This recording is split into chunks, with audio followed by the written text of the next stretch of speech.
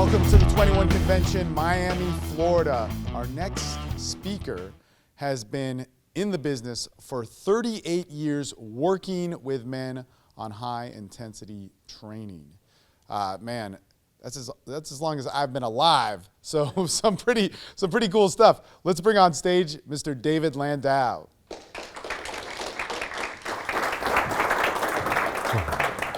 Thanks, man. Thank you. How many of you gentlemen out here know high intensity training? Anybody doesn't? You don't know high intensity training. I'll explain that to you over time.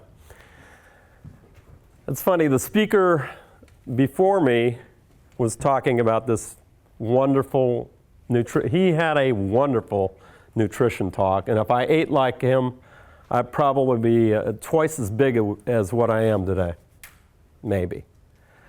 It's funny, on the way over here, I was taking the back roads over here from Aventura, Florida, where I live, and there was, all of a sudden, there was a police blockade. There was, and it detoured me away. It was an Ironman, there's an Ironman going on today. And, oh goodness, it took me about an extra 45 minutes to get over here. And en route, I had to go to the restroom, and I decided I needed something to eat. So, quite contrary to the previous nutrition guy, I ate a honey bun. I enjoy honey buns. That's basically why I like to eat them once in a while, because they taste good. They're not the ultimate nutrition. So as far as nutrition goes, I'm one of those people that eats to enjoy food and enjoy life. And the fellow I'm going to talk about, Arthur Jones, who is the instigator of high intensity and high intensity principles and things of the light as far as strength training goes, I used to go visit him. And Arthur was just similar to me. Matter of fact, I used to visit him something like from the year 2000 until he died in 2007. I used to go over his house, and I went over several times. He was my mentor. He was my mentor. I had one more mentor, the late Jimmy Flowers. He's another conversation, another time. But Arthur Jones was my mentor. He was a guy that I was fascinated with. So when I used to go visit him, his nutrition was so god-awful, I wouldn't even get near it. It was like chicken fried steak and eggs and grits and bacon and all sorts of greasy foods. He really didn't care about nutrition as far as that's concerned. As a matter of fact, I used to sit down the couch from him. That was my favorite spot. I would let him rule the roost as I sat with several people we brought over, including Drew Bay, who's going to speak later on. And he used to have a big container of Hershey's Nuggets. And I used to ask Arthur, can I have some of those nuggets? And I ate that too. So as far as nutrition is concerned, and with my clients, by the way, I tell them one thing. If they're interested in nutrition, I can actually graph their calories as far as that's concerned. But what I tell them stock-wise is, you've developed your eating habits long before you ever met me, okay? So as far as nutrition is concerned, if you're interested, eat less of what you enjoy. It's your life to enjoy, so eat less of what you like. And I know that's not scientific enough for you guys, but that's the way I have to look at it as far as each individual. And that's the way Arthur looked at individuals. You want to run that DVD?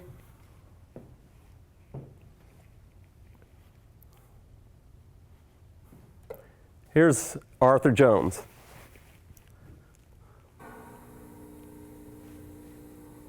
Think about this. A big game hunter and soldier of fortune who still carries a pistol, who's said to have killed 600 elephants, 73 men in his lifetime, but who feels sorry only for the animals. He's real. His name is Arthur Jones, a self-educated man, too powerful, too rich, and too aggressive to be called eccentric, but whose tough talk about his projects, his passions, and philosophy of life can sometimes offend the faint of heart. Here's Arthur Jones, one of a kind. There are three things of value: younger women, faster airplanes, and bigger crocodiles.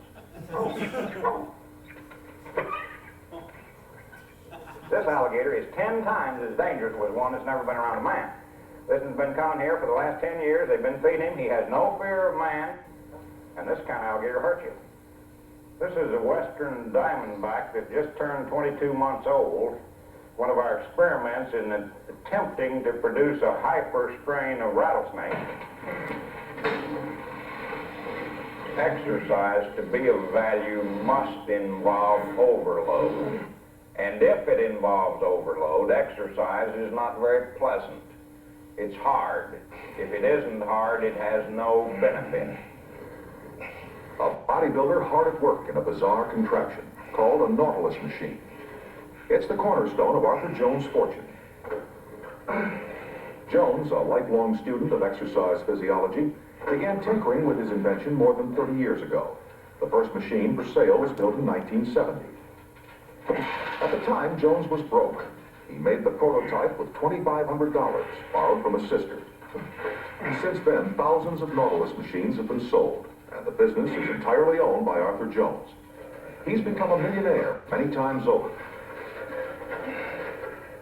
There were other inventions in other times and other places. This film was shot with a camera that mounts on a device designed by Jones. He roamed the African continent in those days, working as a filmmaker, mercenary, a wild animal exporter, a soldier of fortune and pilot.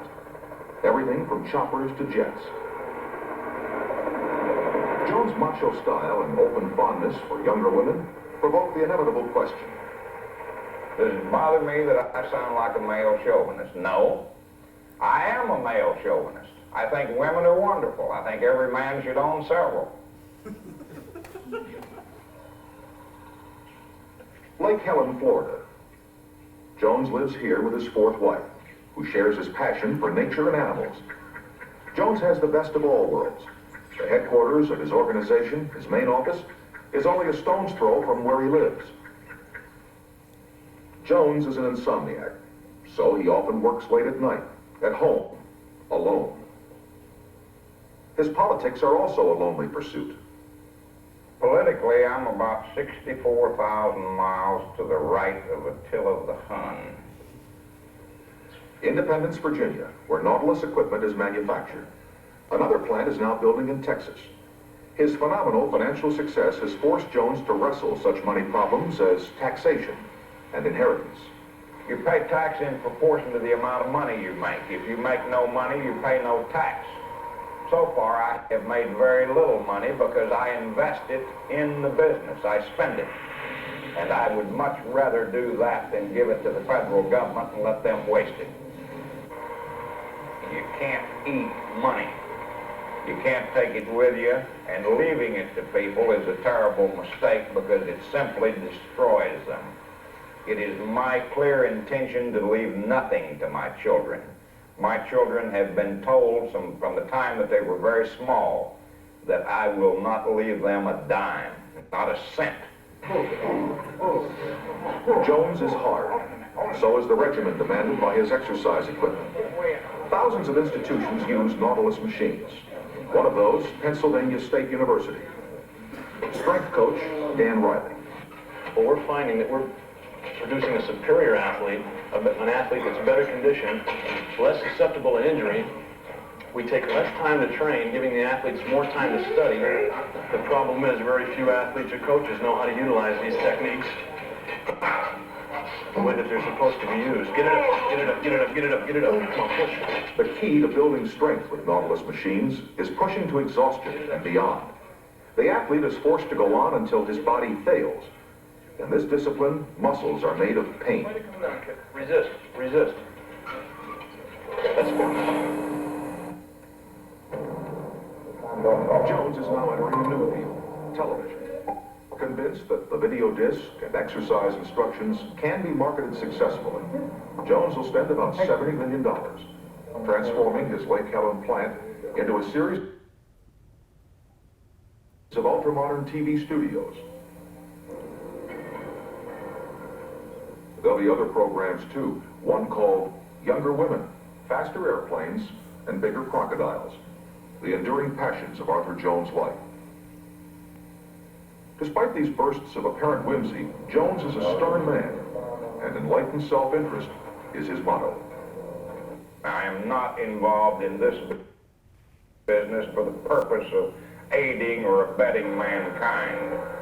I do things, as all people do, for self-interest, because I'm curious, because I want to find out for my own information. I'm not a humanitarian, and anybody who claims to be a humanitarian is either a fool or a fraud, and probably both. Self-interest. Passionate self-interest. He did that by himself. He didn't need a government bureaucracy to help him out. He did it himself. As one of my close friends that work with Nautilus told me about Arthur Jones, he was the last free man in America. Very interested. Now, why would I be interested in this guy? My personal self-interest. Nobody has to tell me how to do it and which way to do it. I did research. I've done research on exercise. I've done research on history. And I've done research on one of you guys' favorite, Ayn Rand. And I've done research on Arthur Jones. And what a fascinating guy that is. And I guess it must be in my DNA, because I once had a lecture that I had way back when on cassette tape with Arthur Jones at West Point, lecturing at West Point when he did the West Point study. You can look that up on Google. And my father was in the car listening to it for a while. He tolerated it.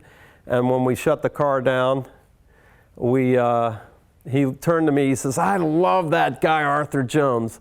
So I guess it's in my DNA, because he's a very fascinating study. And if you ever have any self-interest in any individuals, do your own investigation on them. I mean, there's plenty of your mentors out there. Don't go to Google. Go to libraries, and there's a lot of misinformation about Jones out there. Matter of fact, I had to defend Jones recently on a website called Iron History, because they said he ruined the exercise industry.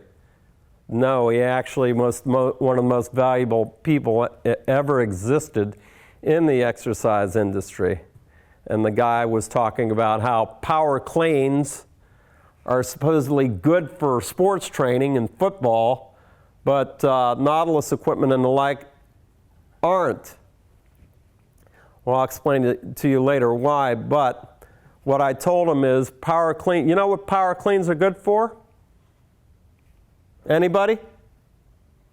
Power cleans? Yes.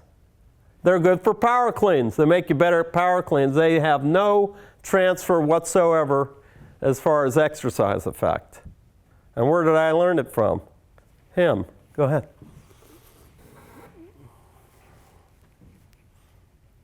No fondness for human beings, but a great love for animals, especially ugly animals. At great cost, Jones supports scores of chicken-gorging crocodiles imported from all over the world. Why? Why do I like crocodiles? I don't know why I like crocodiles. I just do. Some people like art. Some people like women, you know. Some people like crocodiles. I like crocodiles and women. And snakes. Poisonous snakes. Jones also nurtures a large menagerie of venomous snakes of the world. In a current project, he is scientifically manipulating growth variables to produce hyper rattlesnakes. Artificial 18-hour days push them into supersize. The snakes are fed mice and rats. Now, the concern of Jones and his helpers for the reptiles is so great that the rodents are killed or rendered unconscious before they're offered to the snakes, lest a snake be bitten by a rat fighting for its life.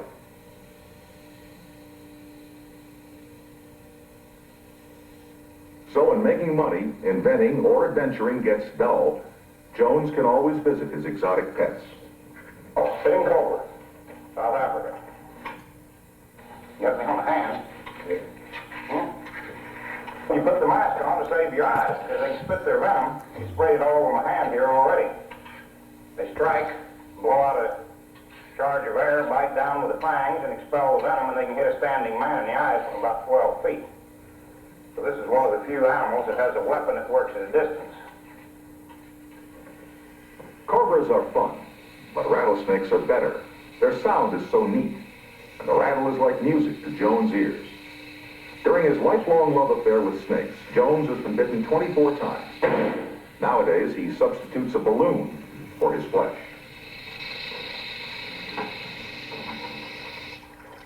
Another fun thing for Jones is rounding up wild Florida alligators. Beneath all the fun and games, though, there's a dark underside, for Arthur Jones has a pessimistic view of this troubled and violent earth. A man once asked me why I carry a pistol. A pistol is like a tourniquet. You don't need it very often. But when you do need one, you need it badly, and you need it quickly. As we've seen, Arthur Jones has big plans for television. A new field for him, but if he can handle alligators, not to mention snakes, he should do very well in our business. Right back after this.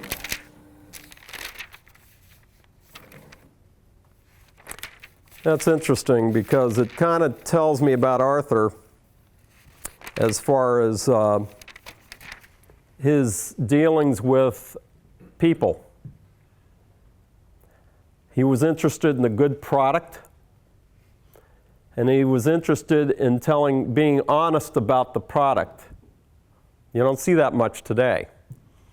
Guy was regardless of what people have read about him, because forget about what you read about the so-called experts, and especially the experts in exercise, because they have no clue. And they don't even know what exercise means for that matter, and I'll tell you later what it means. But he had a passionate self-interest, as you saw, with many things.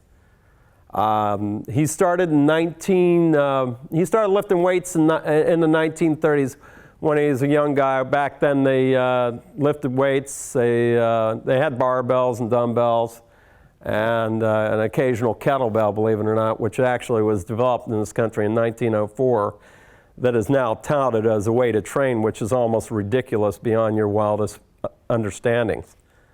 And if you use a kettlebell, you should use it as a doorstop, for that matter.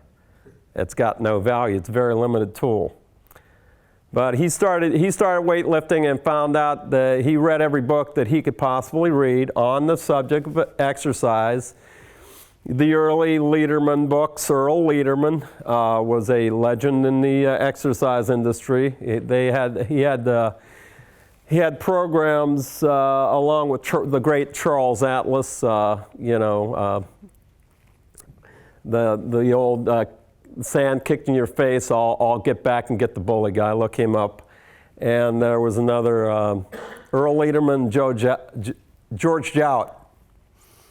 And they were all proponents of, believe it or not, high intensity exercise. So basically, Arthur probably got a start with reading a lot of their materials, because they were popular guys in that era, in the 1930s.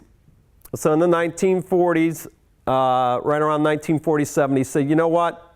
I know the experts are out in California, and I'm going to go find out if they know anything about exercise, because I'm fascinated. I have a self-interest in what exercise does, and I want to find out. So he ventures out there, and he rooms with a guy I know out there, and it was in Santa Monica, California, first Vic Tanny gym.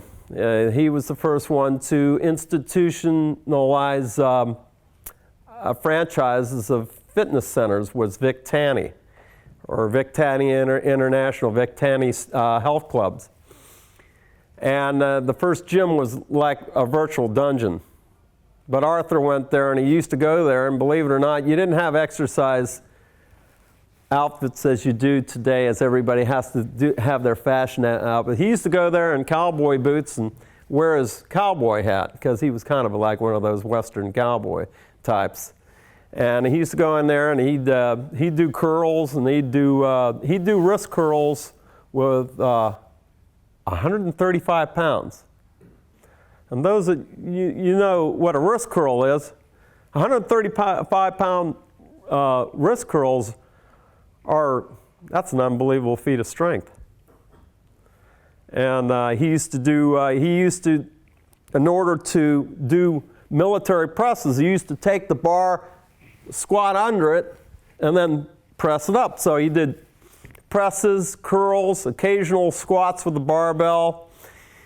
And when they did exercises like the leg curl, they would lie on a massage table and they would do manual resistance. They would pull on the resistive efforts of the person trying to curl their feet and legs back towards the buttocks.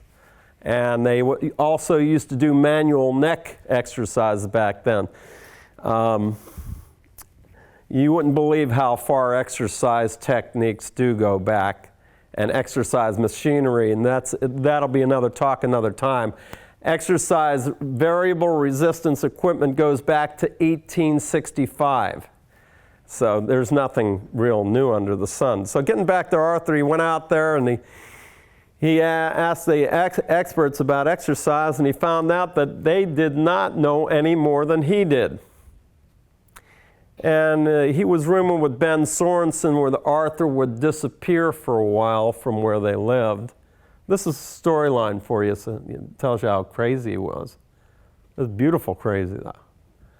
And I know you guys are excited. Okay. But he used to disappear for days at a time, and Ben used to say, what are you doing? So one day he brought back, he actually went out to buy rattlesnakes so he could eventually sell them off. He bought them off some woman at this place, and they all went. Actually, Ben went with them one day. Ben told me the story. He went with them down to this lady's place, and he showed Ben, he grabbed a rattlesnake by the throat, took a glass in his hand, and emptied out the venom of the rattlesnake right into the glass. Well, any of you guys would do that? I wouldn't do that. I'd be scared to death. But he was fearless when he came to animals. So, let me get back to okay. Then, he decided to go back to where he's originally from, Tulsa, Oklahoma. Went to the Tulsa YMCA, and they decided to train in that dungeon. Okay, and Arthur, developed his, he started to be interested in developing exercise equipment. He prototyped the first piece in 1948, which was a flop, which several were after that. So in 1948, he made friends with an airline pilot by the name of Percy Cunningham, and Cunningham was he was a major airline pilot. And he made lots of money and had lots of access to women. And Percy liked exercise, and Arthur liked women, and so they got along pretty well. So that's what, like I said, that's where he developed his first machine in 1948. Throughout the 1950s, he ventured into Africa. He would work out from time to time. It would be like a fad, back and forth. He actually, in the early 1950s, grew so big they didn't even recognize him because it was from his techniques that he developed, more or less called today, high intensity strength training. He said if 4 days a week were good, 2 were even better. So he found out the less he exercised, the stronger and more muscular he got. The harder he trained, the better he got. So he was doing that in the early 1950s off and on. And in 1957, he decides he's going to go back and do something that's never been done before. He's going to go to Africa on the idea that he's going to capture wild crocodiles and then bring them back to this country. That's never been heard of before, never been done before. But why did he do that? He did it out of what? Self-interest. Self-interest. Or he was selfish, which Ayn Rand says that's a virtue. It is a virtue. Self meaning you, and ish meaning relating the quality and character of you. And what you enjoy, I'm going to add a little package to it, what you enjoy doing. So what you pursue for you. And you pursue the things you like, or like in the Declaration of Independence, your pursuit of your own happiness, more or less. You do things out of self-interest, and that's the greatest thing in the world, as far as I'm concerned. That's why, again, I'm here because I have interest in telling you guys the stories about exercise and defining exercise, which I will do later. So he goes and ventures in Africa, and he tries to get a permit for it, and they think he's crazy. What's this guy? He's coming in, is he looking for a lost diamond mine? What's he doing? Why would he want? What is this capturing crocodiles? Nobody's ever done that in the history of mankind, ever captured crocodiles and transported them back to the United States of America. So he finally gets that permit because they think he's not going to do anything. They had a guy follow him. Well, eventually the guy ran out of food and water and decided to join the pack, or else he would have died of starvation. So they ventured in to uncharted areas that no man had ever been before or even wanted to go since. And that's where the crocodiles were. They ventured in there and they finally pulled out those crocodiles, and he found a way to get them back to the United States. For what reason? To resell them.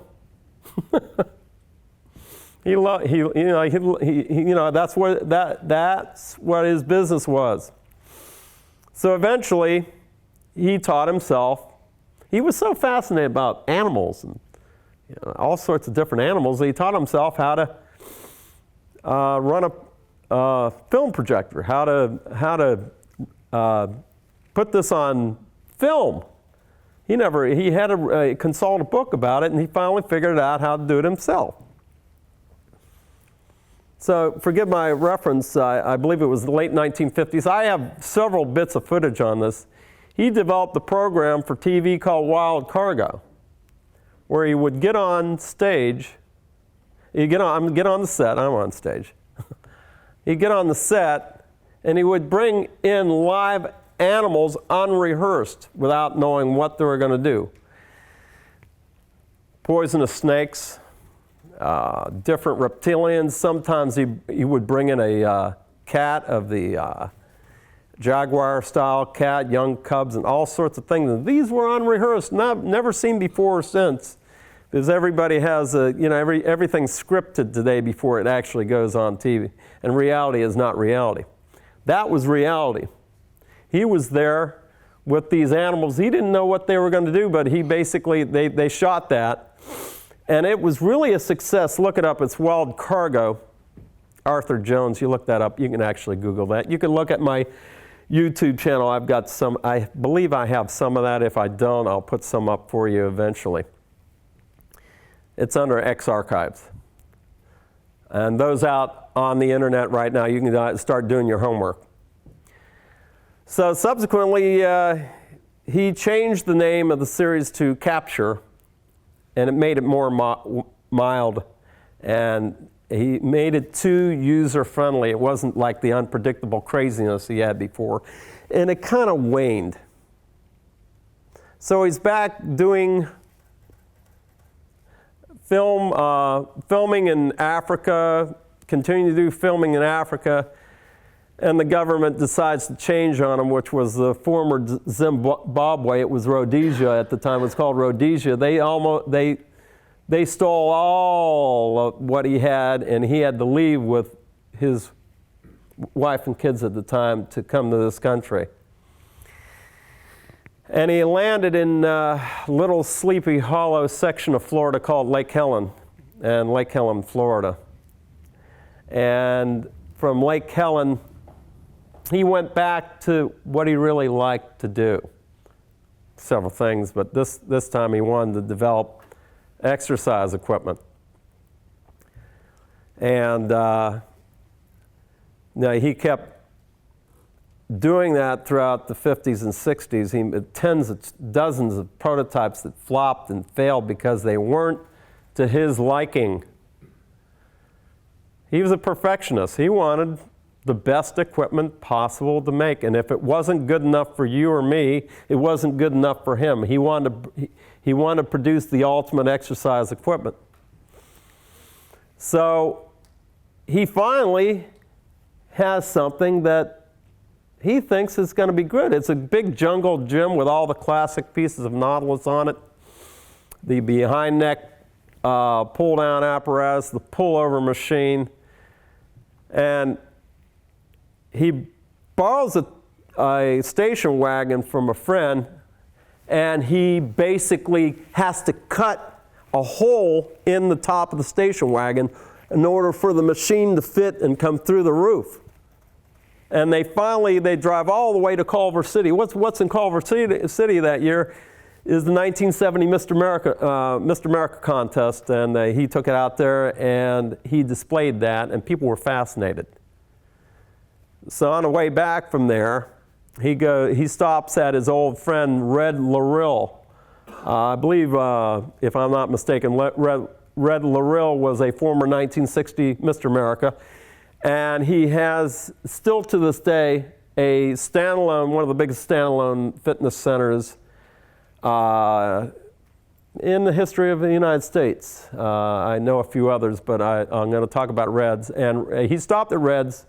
He didn't have to stop at Red's, but he wanted to show Red what he built. Matter of fact, he stayed there 2 weeks. 2 weeks. Why? To train people on his exercise equipment. He was fascinated by training people. Imagine that. He wasn't making any money at it. It was about his interest in being a better person himself and spreading that value to others. Philosophical, I know. You guys are all that, or else you wouldn't be here today.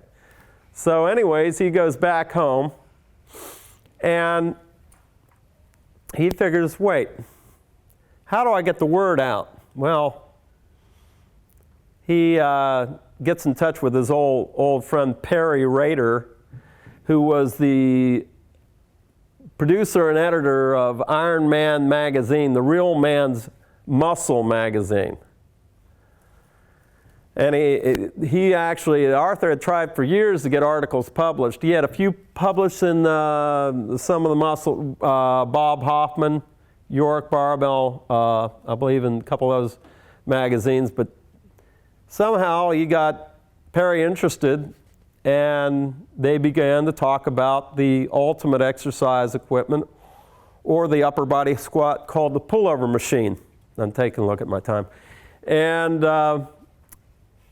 those articles blew away anything that was in the magazine. The people that read the magazine couldn't wait to read the next installment of what Arthur had to say. His writing was so controversial, so impressive, and so straightforward that people wanted to hear the real thing. So he starts to make a few dollars, whatever he can scrounge up out of what he's doing, and he proceeds to put ads in the magazine. Well, darn, ads were as impressive as his articles. They were phenomenal. I mean, if you read the ads in the magazines, you couldn't wait to read the next ones. And subsequently, he started to make some money at this. Let me go backwards a little bit. 1970 was his first delivery, his first exercise equipment is November 1970. Subsequently, he has a guy by the name of Jack Feather that gives him a call. This is before the first delivery. And the guy wants all this equipment that Arthur was talking about, but he didn't quite yet manufacture it. Matter of fact, he had to go into the waste paper basket where he threw out what he had on paper to pull it out and start to kind of make this order. But this guy was offering thousands of dollars for equipment. So subsequently the order went out, and Feather got his machines. But who was Jack Feather? Feather was a guy that used to advertise the antithesis to Arthur, the sauna belt, the sauna wrap, all those things the rubberized suits you used to wear around your waistline used to strip away the fat, right? Sure. That stuff doesn't work. I'm sure they're still selling that stuff today. But Feather actually, he was quite a fellow. You can look him up too. So subsequently, they started making money.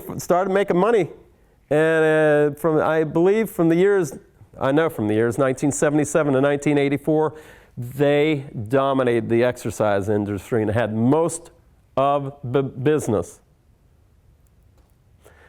And you have to understand, once you have most of the business, as a man to develop a company, you no longer have, you have to spread your interest around. You have to, take care of your business, and you have to get out of designing exercise equipment. And that's basically what he did. So you have to realize that reading that aspect and reading into that aspect, that he had many things to do outside the exercise industry. Matter of fact, if I fast forward to 1984, he went back to Africa and he retrieved 63 baby elephants because he thought the African elephant was becoming extinct. So there he is, firing up his 737 jet, 727, whatever it was. They fly out to Africa. They tore out all the seats in the plane and loaded it up with 63 baby elephants so he can bring it back to this country. So because he was interested in animals, like it said on the on his film, the newscast. He had more interest in animals than he did human beings in some cases. So let me get to the gist of it. 1982 to 1986, they did research on exercise. And he found out that everybody was a separate entity as far as exercise is concerned. Everybody responds differently. There's no one size fits all. And I'll explain that in a little bit. And subsequently, he sold the company and he moved on to what was called the Medics Corporation for Spinal Pathology to try and help lumbar problems and knee problems and shoulder problems and things in rehabilitation. And the rest is history as far as that's concerned. The legend will continue. Let me get to some points here. What I learned about exercise from Arthur Jones, he had a statement that I read for many years ago. And it's, exercise produces nothing of value. It merely stimulates. Wow. Merely stimulates. It's a catalyst. It's a catalyst for positive change if you know how to induce positive change.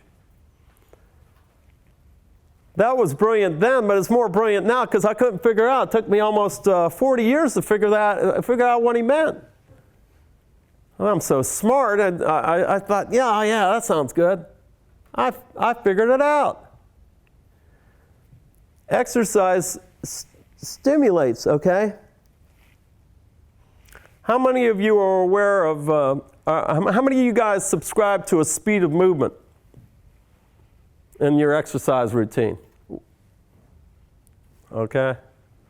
Well, it's imposed on you. You have no choice. You guys heard of the super slow training methodology? Anybody you've heard of it? Basically, it's a protocol that goes back to 1962. If you have questions about that, because we have some time later on, we will. I'll explain to you where it came from. But basically, it's 10 seconds to lift the weight and 10 seconds to lower the weight. Okay? And me being part of that Nautilus history, because I've been a trainer for that many times, since 1979. And when Arthur left, the clearinghouse of ideas left, and Ken Hutchins took over, the super slow guru. And I learned some, don't get me wrong, I learned some real good things from him, but 10-10 was always slightly a question, but I was always loyal to the cause. I forgot I was an individual. I couldn't think for myself. I had to do it for the cause. And don't do that. Don't be caught up in groups. Think for yourself. So, seriously, think about this. If exercise is a catalyst for stimulus, well, what the are you doing worrying about your speed of movement? Take a look at my speed of movement. Take a look at this. I'm going to curl a barbell. Is this fast or slow? It's slow. It's about 1 second up and 1 second down. So why are you, because if you go a little quicker, you're not going to hurt yourself. Go a little quicker, it won't hurt you. The idea is to stimulate. Well, what the heck are you doing worrying about your speed of movement? Because everybody has a different physiology. Everybody has a different neuromuscular aspect in their body. Everybody has a different lever system. If I got long arms, 10 seconds is going to be like, ugh, it's crazy. If you have shorter levers, it doesn't take that in consideration. Just go 10-10. It'll take care of everything else. Well, I used to see the people that did 10-10, and they're better off laying on their couch because they weren't really getting much in the way of results. I didn't see much in the way. I saw, because I used to do it. And you make mistakes. That's the only way you learn. You learn only when you learn from your mistakes. Your successes merely reinforce superstition. Understand the foundations. If it's to stimulate, then why are we doing 10-10? So that was a brilliant idea from Arthur. This is the one I really like because it basically represents my website. There must surely be a few people who are not idiots, but they follow the advice of idiots, listen to idiots, and train in a fashion that can only be described as idiotic. How many times have you seen that? Every day, if you join a gym, you're going to see outside of what you do. Hopefully, you guys are doing the right thing, whatever that's supposed to mean. But I just told you, it's dressing body. You're going to see people doing things that are non-specific to their muscles. So, how do you define exercise? What's exercise? Anybody have a venture to what exercise is? What's it mean? Anyone take a stab at it? Go ahead. Moving your body and releasing certain neurotransmitters. Speak up a bit. I'm a little hard of hearing. Moving your body and releasing, and all at the same time, just to feel good. Okay. Release neurotransmitters. I'm going to tell you the Landau definition. It took me a long time to figure this one out, too. Objective, individual. Anatomical, muscular stimulation. You need, when you exercise, and I'm standing on the shoulders of Arthur Jones. I would have figured out it'd probably take me another 50 years. I don't have 50 years to live, so I was lucky to have a guy like Arthur Jones. Objective, anatomical, direct the resistance to the body. Anything outside of that can't be exercise. Okay? Those that know grammar, a word that means anything means nothing at all. And if you watch some of this presidential stuff out there, you'll find out that there's a lot of meaningless rhetoric.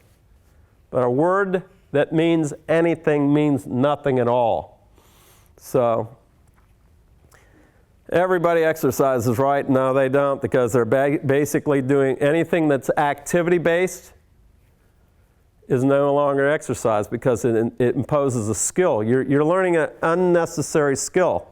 A perfect example of this is CrossFit. CrossFit, what's CrossFit? It's a sport. You can't have your cake and eat it too. You can't say, well, it's an exercise routine, it's a sport. No, it's not. Because you watch the competitions on TV, they're all doing activity-based exercise. Anything activity-based requires a skill. So it's not, once you impose a skill in exercise, it's no longer exercise. It's either an event, a game, or a sport. Well, why are they so muscular? You see some muscular guys out of CrossFit, don't you? You've seen them, right? Why? Because they're actually imposing a stimulus, no matter how radical it is, how ridiculous, and how grossly anatomical it is. It's still a stimulus.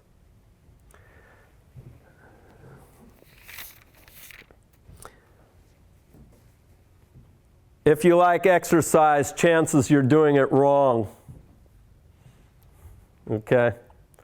You know, I actually am one of those few that like exercise. You like it? You probably do too. You know why? Because you know when you go in that you're doing something good for you. You're trying to enhance your structure. You're going to be more efficient you. You're going to be a better you. Matter of fact, it's going to give you a hell of a lot of self-confidence too. Psychologically, if you don't go to the gym, you're going to feel like, you know what. So the idea is, chances are, most people don't train hard enough. Okay? High intensity training, you train hard. But remember, high intensity training, I'm going to redefine it for you. High intensity training merely means you're training as hard and diligent as you can. Don't kill yourself. The idea is to stimulate, not annihilate your body. Okay? So those that, you ever see somebody that lays on the floor after a workout? You've probably seen I'm laying on the floor, I worked out really hard. I can do the same job with a baseball bat. I'll hit you with the baseball bat, you lay on the floor. It's the same thing.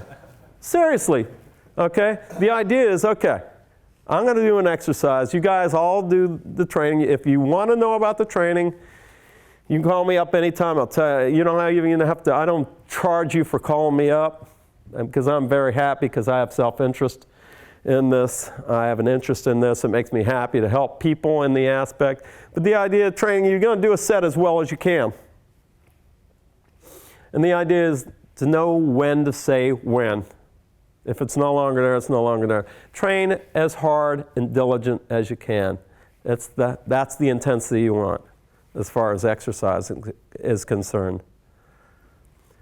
So that's okay. It's not necessarily a tool, but it's the said use of the tool. It's still, I don't want you shouldn't be out there yanking and jerking a barbell just to get a stimulus, okay? Going back to CrossFit, of course, the untold thousands of people, if you go to their website, they have a forum on their website. You know what's inside the forum? You know what they discuss in there? You guys don't certainly discuss it because you're not part of it. They discuss injuries, like badges of honor. An injury part of the forum. They're so freaked out from their injuries, they want to know how they can rehab themselves so they can go back and injure themselves more. Talk about what Arthur said about idiots. He was right.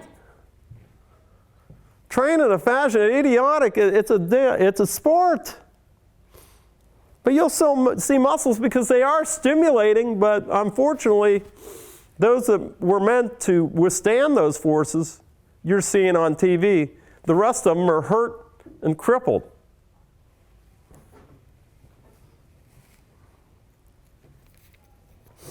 I'm going to tell you a little bit about my theories and my applications, okay? Recovery in exercise is a crapshoot. I'm going to tell you right now, nobody knows a damn thing about it. The only person that knows a damn thing about it is probably you. If you train hard enough, you'll know when to do it next. And if you train once a week, chances are that's not enough, unless you're a freak of nature, okay? So if you're interested in the proper dosage, occasionally you'll get the rare person that can get results from once a week. They're not common. Twice a week is what I do, but I don't know why I do it. I just do it because I basically have the time to do it.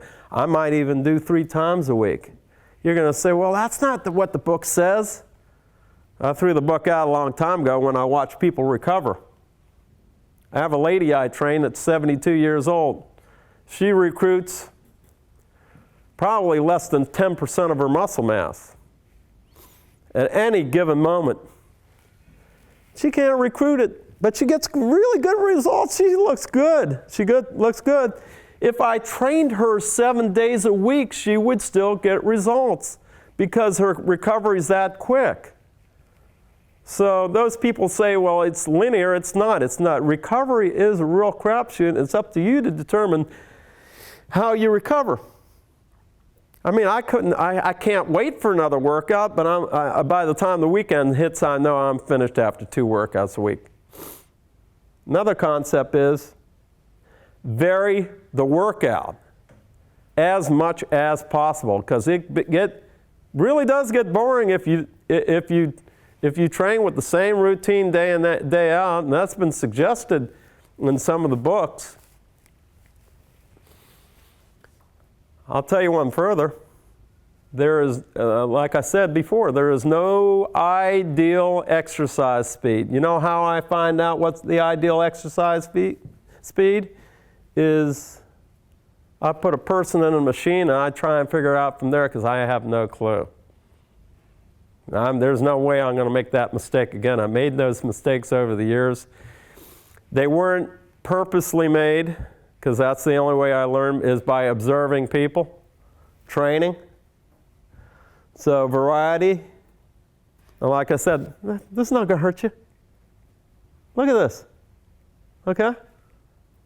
You go to the books. I say, no, you're yanking and jerking the weights. No, I'm not. So recovery, speed of movement, variation, and motivation. Motivation. Okay. Key component. I'm real good at it. I could tell you things you wouldn't even know existed in exercise. They're not supposed to exist. Not even supposed to happen, according to what you guys read, if you've read into some of these principles. I did a scientific experiment, my science, or lack of there, which I trained a lady 5 consecutive sets on a machine to find out how she'd recover in between the sets. Okay? And she trained as hard as she could. Okay? So what do you think happened after 5 consecutive sets? Did the numbers go down? Did they go up? Did they go precipitously down? Guess what happened? They went up. I swear to God, I watched her train those. I did it as an experiment, and I told her, this is built into the instruction, that's not supposed to happen. That's not supposed to happen. Really? I said, yeah, it's not supposed to happen in any exercise routine. It may not happen for you, and it may not happen for you, but it happened for her. Why? I don't know. It happened. But it's not supposed to happen. This happened more than on occasion. Sometimes I said, Arthur Jones stated, within 3 seconds of doing an exercise to failure, and let me go over that point of failure before we run out of time in a second. Within 3 seconds, you'll recover generically 50% of your ability to produce force. Well, I decided to do an experiment on somebody, and guess what? They were able to recover 90% of their ability to produce force, and the previous example was 105 or 110% of their previous force. Now, the books tell you that can't happen, but it's happened. Happened more than once. It makes you think, doesn't it? Seriously. Don't limit your exercise program to 1 set to failure. First of all, if you as an individual, and you guys are really smart individuals or else you wouldn't be here, if you say, you know what, I didn't do well on that first set, or I decide I need another set, don't discount it. If you're running a business that says you have to do slow speed, 1 set to failure, it's a business concept. Hey, listen, it's sometimes better than nothing, sometimes worse than nothing, I don't know. But the idea is don't limit your workouts. You can take what they do in the mainstream, you can condense it, you can structure it, you can make it great for you, but don't limit yourself to one set. If you feel that one set works, guess what? It works, okay? But don't limit the idea. Give yourself an opportunity to do a second set. Matter of fact, any more than one set in the workout is what? Multiple sets. Even if you're doing one set to failure, you're doing several exercises. The body works as a whole, it rests as a whole, it feeds as a whole. So don't limit the concepts out there. The concepts, once you start looking as an individual, some of these outcomes, it's like, Jesus, what did I miss? I missed something here. Although, you know, you're always pursuing the best for you. And I'm always interested in what's best for you guys as well as my trainees. I'm interested in what works, aren't you? Or else I wouldn't be here. Training failure is a misleading concept. Let's rephrase that. Train as hard and diligent as you can. And here's another thing. Now, nobody knows what failure is because it defines itself differently in each individual case, so it always looks different.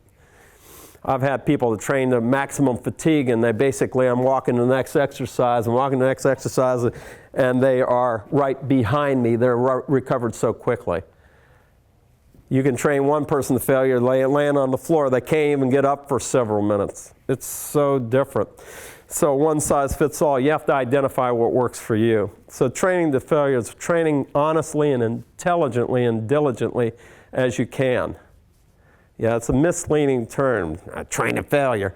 You know, it was great, but in hidden research that you guys either have seen or haven't seen, because I have copies of it in my film library, they discovered at Nautilus between 1982 and 1986 that each person recovers differently.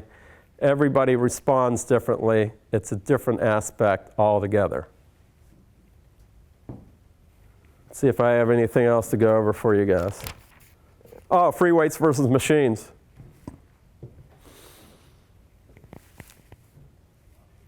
Really no difference.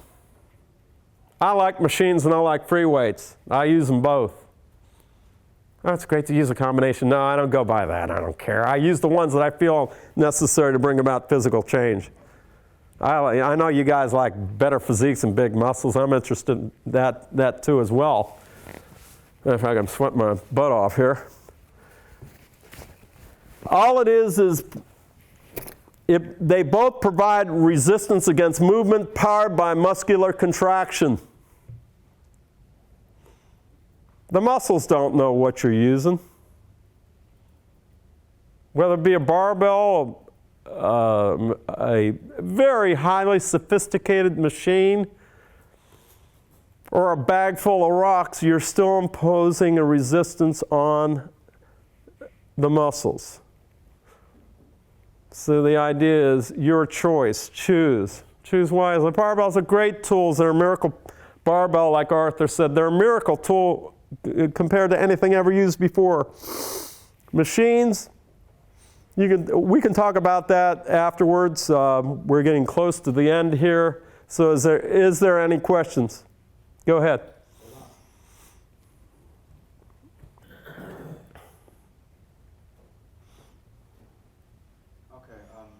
So I've been told that isolation exercises do nothing to strengthen your tendons and ligaments and cause tears in real-world applications. I often hear that. I often hear real-world application. You want to see what real-world application is? Put one foot in front of the other. Everybody's got a different lifestyle. You understand what I mean? Your lifestyle is different than this guy's lifestyle, and then his lifestyle and his lifestyle. Now, I'm not going to change your lifestyle. So real world movements, I don't know what they mean. Basically, your world is your world. Okay. There's no such thing as isolation. Okay. You can't isolate a muscle. Geez, you can attempt to isolate as much as you can. You're going to bring in other muscles into play. Okay. Yeah, if I take a barbell or a dumbbell or a machine and I just yank it like this, it's not going to help my tendons. I've never torn anything. Maybe I'm not a poor example because I've never been injured in exercise. I was smart enough to know from early on to move slow. That's what Arthur said, when in doubt, a speed of movement. So isolation doesn't exist. I understand what you mean by it. You're saying single joint movements, movement around one joint. I've never heard that happen before. That may have been suggested to you by some sort of expert, but I've never seen anybody tear anything or tear the tendons unless they did speed of movement that was like this. I hope that helps you out because, go ahead.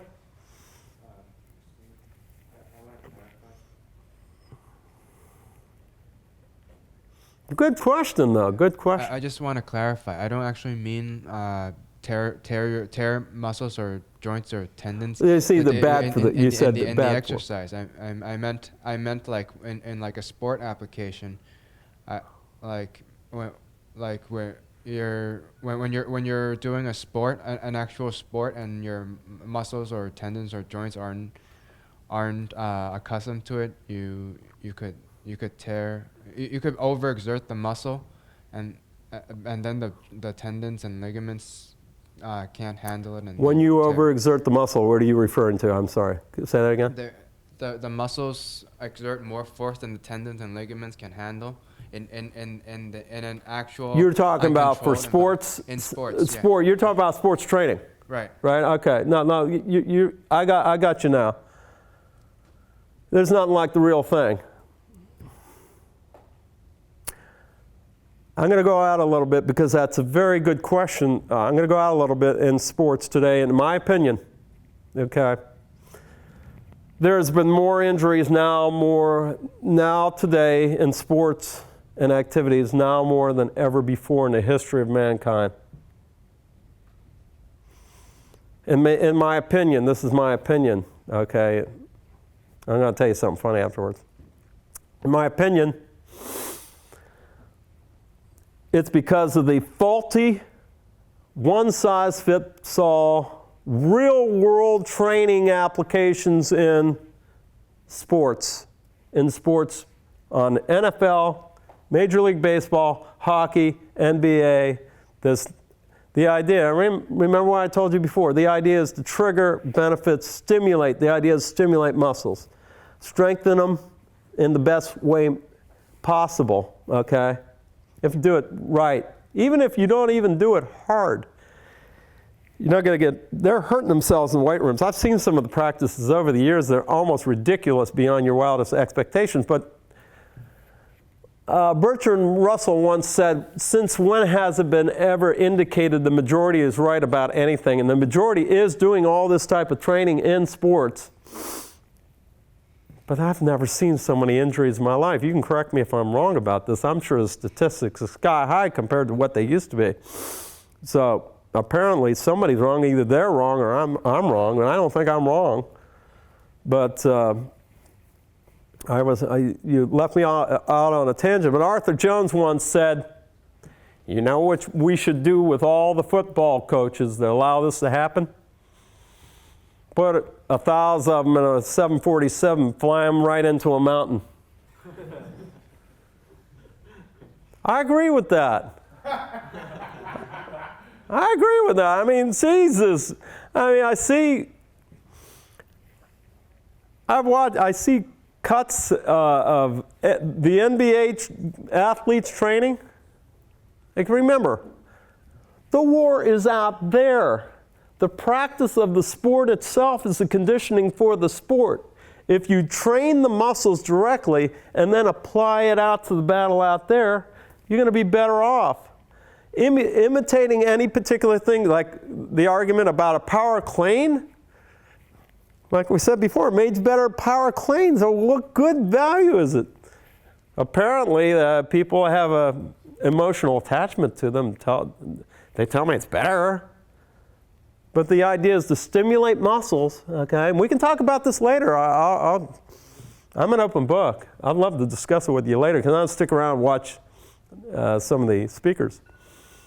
The idea is to stimulate the muscles and then apply it to the sport.